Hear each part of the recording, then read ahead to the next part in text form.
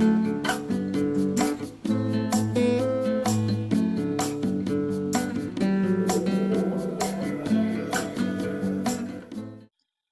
welcome back to Steelstreams. I'm Joathen. And I'm Gracie. And we're here today for our Finding Dory movie review. Spoilers, by the way, so that you can't hold us accountable and responsible for the fact that you haven't seen it yet. Yeah, definitely some incoming spoilers. Started off, the movie was absolutely phenomenal. Yes. I loved it, and definitely a very worthy sequel. Yeah, it's located it happens about a year after the events of Finding Nemo, and obviously by the title, it's more focused on Dory, our favorite little blue fish. Yeah, and we get a whole lot of backstory, a whole lot of character development. It's pretty jam packed. It starts off, and of course, I'm sure you've seen the commercials with some Baby Dory footage. Baby Dory is amazing. Baby Dory is life. Baby Dory is love. Baby Dory is everything. Just all the adorbs. And it's not just in that beginning scene. What they did is they peppered the whole movie with scenes and flashbacks of Baby Dory, kind of as she starts to remember different things. It adds context and everything to what's happening in the current timeline, and explains not just things that are happening in Finding Dory, but explains and gives context to a lot of stuff that was found in Finding Nemo. Yes, and I have to say, Baby Dory will break your heart. Yeah, the animation of her is just so cute and adorable with the giant, huge eyes, and her script is just absolutely heartbreaking, especially if you're a family person, seeing little Baby Dory be like, yes, daddy, yes, daddy. Oh. It's super cute and heartwarming. I'm a daddy's girl, so Baby Dory was baby me. Yeah, and I still can't wait for your dad to see it. Yeah, he's probably gonna cry. My dad's Mr. Tough Guy, and he will if Finding Dory doesn't even at least make you sniffle, you are a cold-hearted monster. Yeah, I mean, there's probably not a dry eye in the theater when we saw it. Yeah. But, along with that, it's a children's movie. It's not meant to just be purely sad. There's plenty of laughs in it. There's a couple times where, because the emotions hit you so hard and you're just caught up in all the feels, you almost feel bad and, can't laugh. Yeah. Like you're like, I was just crying in one scene, now they're making me laugh. Like, my chest hurt by the end of the movie. Just my heart. Yeah. Because of the emotional roller coaster of ups and downs. Yeah, they just kept pulling you in one direction and then the other and then the other. But because of it, it was just such a great movie and great experience. And, we get to see character development of Dory, how she goes from sidekick with a quirky disability to, be in the middle, not trusting herself, being uber aware of that disability and not trusting that she can do things, and then finally realizing that disability is what makes her special and what makes her unique and what makes her her, and what makes Dory the little blue fish that we all love. Yeah, absolutely. And they take that disability of hers and they actually even show from another point of view with Marlin and Nemo how her way of thinking, how she would just rush into things and not really give them a second thought, how that was actually a boon and a benefit to her that allowed her to do all these things that, Marlin may be too perturbed by or too, thinking too much into things, whereas Dory would just jump and go with it. Mm-hmm. And they explained how, without her way of thinking and everything, they would never have found her and got back home, essentially. They would have never have found Nemo either. Yeah, exactly. I mean, yeah. Yeah, and that's the point that Nemo starts to make to his father, As much as, Dory developed as a character, as much as Nemo has really matured in this movie, I was really disappointed with Marlin. It feels like he took 2 steps back. Yeah. By the end of Finding Nemo, you felt like he understood, Nemo had a disability, but he was still able to accomplish things. And it feels like he didn't carry that opinion over as far as Dory and her characterization went. And, by the end of this movie, it was rectified and everything. I felt like that may have been intentional just to give Dory, a foil, that negative, pressure against her that ruins her self-esteem. And that way she has that breakthrough moment in this film But it just feels like it's going back on the character development that was already done in the first one. Yeah, definitely. I mean, he even says something really nasty to Dory at one point in the go movie. Sit in the corner and forget because that's all you're good at, essentially. Yeah, that's what he says to her, and then he tries to deny that he ever said that to Nemo, and Nemo was like, I was right there. I know you said that. But he said something really nasty to her, just like he said to Nemo. Yeah, you think you can do these things, but you just can't. Yeah, and it's like, we had a whole movie where you were supposed to get better, or a whole movie where you were supposed to figure out that just because they're disabled doesn't mean they can't do things. And then to just see him go completely 180 with Dory and treat her like she still can't do anything. Yeah. After they pointed that out, after they had pointed out that he had didn't think Nemo was doing things. Remember, at one point it even pans to his little fin. Yep. And they totally call Marlin out about the fact that he was such a jerk to his son, but then couldn't bring that back to Dory. I don't know. Yeah, it was kind of disjointing there. But they didn't. It wasn't just the original cast. They didn't just make the journey on their own. They had a whole plethora of characters, you know, as side cast and everything. There was so there's a large cast, diverse cast of supporting characters, and you have characters like Hank the Septopus. He's not an octopus. He actually only has 7 legs. It's the studio trying to save money on the budget. But he also implies that one was ripped off by a child, which was terrifying if you think about that. Yeah, that does sound pretty terrible. But you have Hank. You have, was it Jeffrey? The sea lion? The sea lion the with walking the unibrow. meme. He is... Yes. That character was made for the internet. If you ever seen like Ed and Eddie, he was pretty much Ed. Yes. As a sea lion. And his one goal is to just perch himself upon this rock. That these other 2 sea lions have claimed as their own. And it doesn't work out for him until you stay after the credits and find out he eventually ends up on the rock. And Does he? Yeah. In the end credits? Yeah. I thought he ends up on the rock when the other 2 sea lions go off to see the big car chase. Well, yeah, he does then, but then they get back at the end of the credit scene and they're like, oh, how is it, Jeffrey? Whoop. Yeah, he's in behind it and stuff. But, yeah, so, I mean, he just wants his little rock. There's Destiny, the whale shark, and apparently Dory does speak whale. They talked in whale through the pipelines in the aquarium as youngins. What's the beluga whale again? Bailey, the beluga whale. And he is fantastic. Starts off as like a hypochondriac, you know, claiming he can't use echolocation. And over the course of the movie, he finally like taps into echolocation, and he is so giddy. And that noise is kind of annoying, but it's absolutely phenomenal how happy he was by it. Yeah. If you think about it, this movie was really almost in celebration of people with disabilities. Yeah, there's definitely like a recurring theme there. You know, like even the bird. Yeah.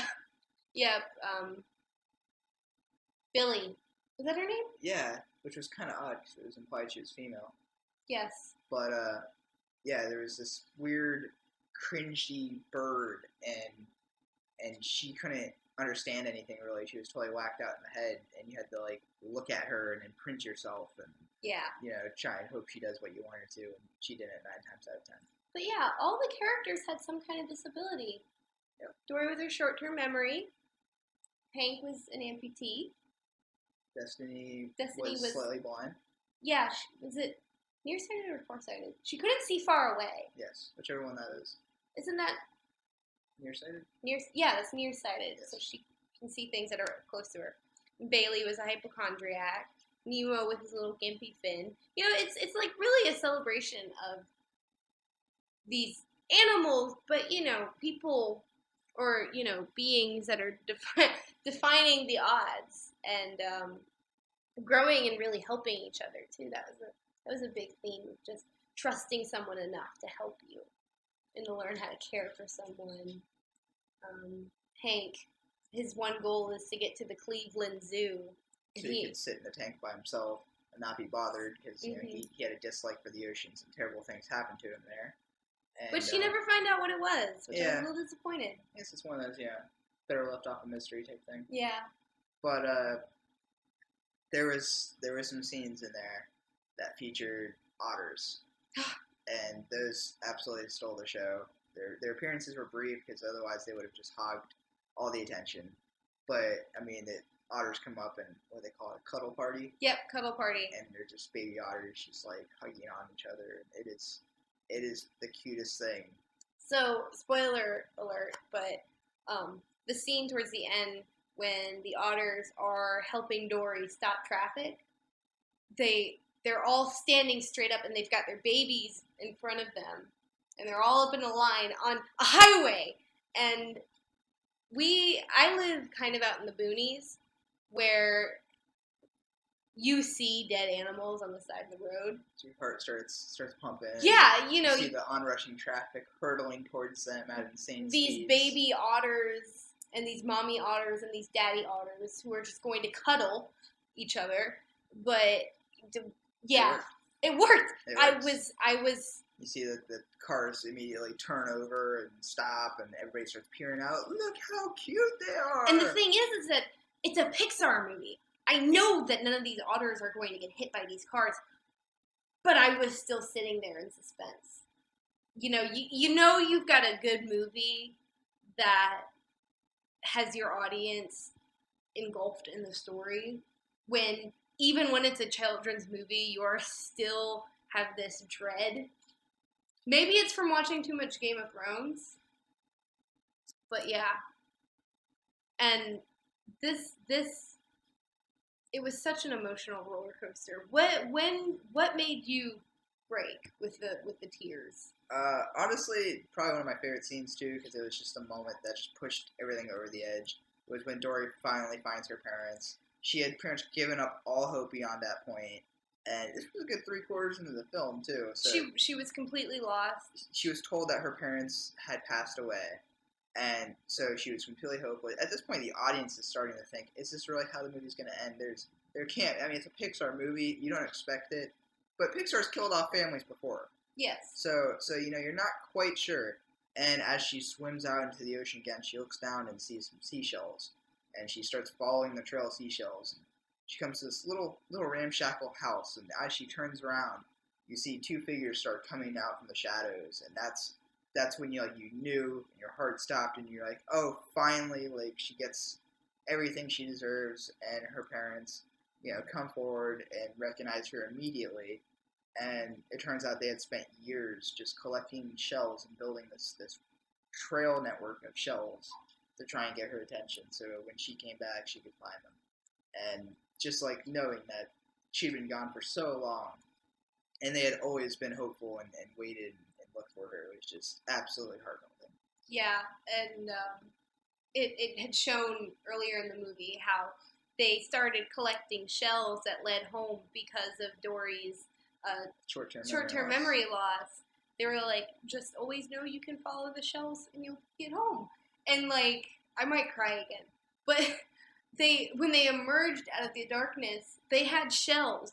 They were carrying shells. To expand the highway of shells. This is what they did. Yeah, and it was right at this low point in the film where Dory gets separated from Nemo and Marlin, and you're pretty sure she's never going to see them again because they're on the back of a truck heading to Cleveland. She's lost in a kelp forest just like she had first gotten lost when she was a baby. And she's swimming around, and she keeps saying, what would Dory do? What would Dory do? What would Dory do? And she's like, there's nothing. I'm by myself. Everyone I care about is gone. I'm lost. I'm getting emotional again. But really, though, it hit me hard because, I think at some point we all worry about that. And it, that movie, really touches that part of you that is afraid of, losing everything. Which is why, we were sitting in the theater, and there were a lot of adults, but, all the adults mostly came with kids. And I just remember thinking, sitting there thinking, these kids don't appreciate this for what it is. No, They don't appreciate the emotional impact of it all. You know, just like I think as a kid watching Finding Nemo, I didn't appreciate the fear and sadness of potentially losing your child, which was the whole point and anxiety of Finding Nemo. Look at you. You're all red faced too. I'm tired. You sure about that? Yes. So that was definitely the saddest scene. But I mean, overall, what do you think was like the best scene in terms of like visual feel good content? I guess, you know, we already said spoilers, but my favorite scene had to be when Hank dumped Dory into the open ocean exhibit, because it was so beautifully done. You had all these vibrant colors and these fish just swimming in circles, and I don't know, it was just like a really beautiful scene. I definitely have to kind of agree there. It was the way it was done. A lot of the movie is it feels almost like an undertone of anti-pollution message. Mm-hmm. There's a lot of like grime and dark and foggy kind of water, and it's very like subdued tones, and it makes you feel kind of just bad. I mean, they go swim across the ocean, and there's an entire cargo ship sunken at the bottom of the sea, and everything is dark and murky. And that was probably the first scene where, aside from a short scene in the very beginning, you get this bright, vibrant, diverse oceanic, coral life with all these different colored fish swimming around. Yeah, it was really like neat to see, and everything. It just the way it was animated and everything was absolutely amazing. Yeah, and around that cargo ship there were like hermit crabs living in trash. Yeah, like old abandoned mug cups, and it was kind of I felt like there was a side message there. Dory actually gets swept up and brought to this aquarium because she was stuck inside of one of those 6-pack plastic wraps. Yeah, and there's obviously an underlying message there about polluting the oceans and everything. That I think is really, like, especially where we live in Florida, is really starting to hit home with a lot of people. You know, we live in an ecosystem that's so susceptible to pollution and trash, and it really started, with the current events. We've been getting blue algae and pollution and everything. It's really hitting a lot of people hard, and they're realizing the dangers of pollution. But I think that's about all the time we've got for today. Thanks for watching. We upload videos every week, multiple times a week, about every other day, I think. We have Facebook, Instagram, Twitter, so follow us on all of those. Be sure to like, share, subscribe. Let us know what you thought of Finding Dory. What was your favorite scene? What pulled at your heartstrings? We want to hear from you. What characters you liked, and any suggestions for future movies we should review, new or old. Feel free to drop a comment in the section below. Mm-hmm. And I think that wraps it up. Yep. I'm Joathen. And I'm Gracie. And we'll see you next time on Steelstreams.